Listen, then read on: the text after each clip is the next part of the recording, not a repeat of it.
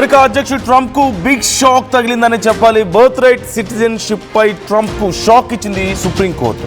Birth right citizenship ఉండాల్సిందేనంటూ supreme court స్పష్టం చేసింది. దిగువ కోర్టు ఇచ్చినటువంటి తీర్పును సుప్రీంకోర్టు సమర్థించింది. 6-3 మెజారిటీ తేడాతో తీర్పు వెలువరించింది సుప్రీంకోర్టు. అధ్యక్షుడి అధికారాలకు హద్దులుంటాయంటూ ట్రంప్కి గుర్తు చేస్తూ ఒక వార్నింగ్ ఇచ్చింది. బర్త్ రైట్ సిటిజన్షిప్ చట్టాన్ని రద్దు చేసేందుకు ప్రయత్నించాడు ట్రంప్. వలసదారులకు పుట్టుకతోనే పౌరసత్వం రద్దు చేయాలంటూ ట్రంప్ చెప్తూ వస్తున్నాడు. ట్రంప్ నిర్ణయాన్ని కోర్టు వ్యతిరేకించింది.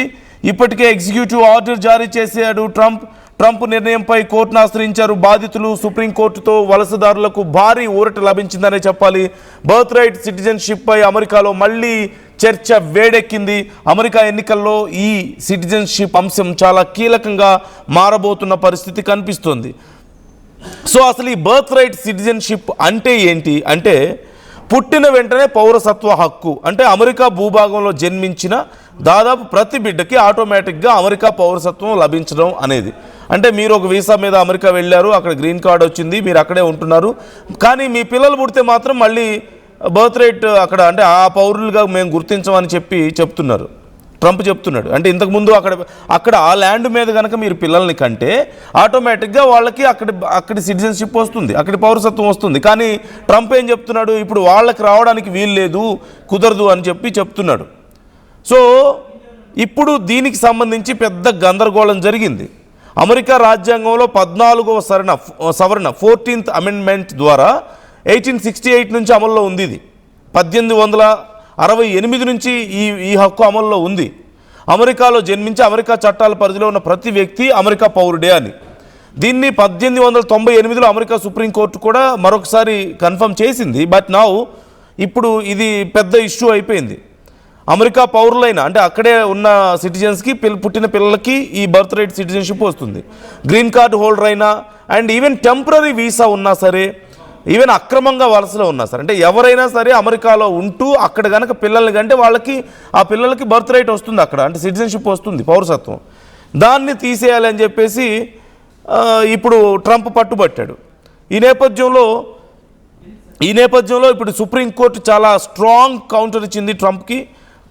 అధ్యక్షుడికైనా సరే అధికారాలు లిమిట్ ఉంటుంది, మీ ఇష్టం వచ్చినట్టు చేసుకుంటే పోతే కుదరదు అని చెప్పేసి అన్నారు. 2025లో డొనాల్డ్ ట్రంప్ ఒక ఎగ్జిక్యూటివ్ ఆర్డర్ కూడా జారీ చేశాడు. అక్రమంగా అమెరికాలో ఉన్న తల్లిదండ్రులకు, అమెరికాలో పుట్టే పిల్లలకు లేదా టెంపరరీ వీసా మీద ఉన్న వాళ్ళకి మాత్రం ఆటోమేటిక్గా అమెరికా పౌరసత్వం ఇవ్వడానికి కుదరదు అనేది ఇప్పుడు తెచ్చినటువంటి executive order. So green card ఉన్న వాళ్ళకైతే పౌరసత్వం వస్తుందేమో, బట్ టెంపరరీ వీసా ఉన్న వాళ్ళకి అండ్ అక్రమంగా ఉంటున్న వాళ్ళకి కుదరదు అని చెప్పింది. సో దీని నేపథ్యంలో ఇప్పుడు అమెరికా సుప్రీంకోర్టు చాలా కీలకమైన తీర్పు ఇచ్చింది. ట్రంప్ జారీ చేసినటువంటి ఎగ్జిక్యూటివ్ ఆర్డర్ని రాజ్యాంగానికి ఇది విరుద్ధం అంటూ చెప్పి అమెరికాలో పుట్టిన పిల్లలకు ఉండే బర్త్ రైట్ సిటిజన్షిప్ హక్కుని కొనసాగిస్తున్నామని చెప్పింది. 14వ సవరణ ఇప్పటికీ అమల్లో ఉందని చెప్పింది. అందువల్ల ప్రస్తుతం అమెరికాలో పుట్టిన పిల్లలకి పౌరసత్వం ఇచ్చే విధానం యథాతథంగా కొనసాగుతుంది అంటూ చాలా క్లియర్గా చెప్పింది. ఇది ట్రంప్కి ఒక పెద్ద ఎదురు దెబ్బ అనే చెప్పాలి. చాలా పెద్ద ప్రయత్నమే చేశాడు. గతంలో దిగువ స్థాయి కోర్టులు ఇదే హోల్డ్లో పెట్టాయి దీన్ని, ఇది కుదరదని చెప్పాయి. అయితే ఇప్పుడు సుప్రీంకోర్టు కూడా చెప్పింది, let's see what Trump is going to do now. ఇప్పుడు ట్రంప్ ఏం చేస్తాడు?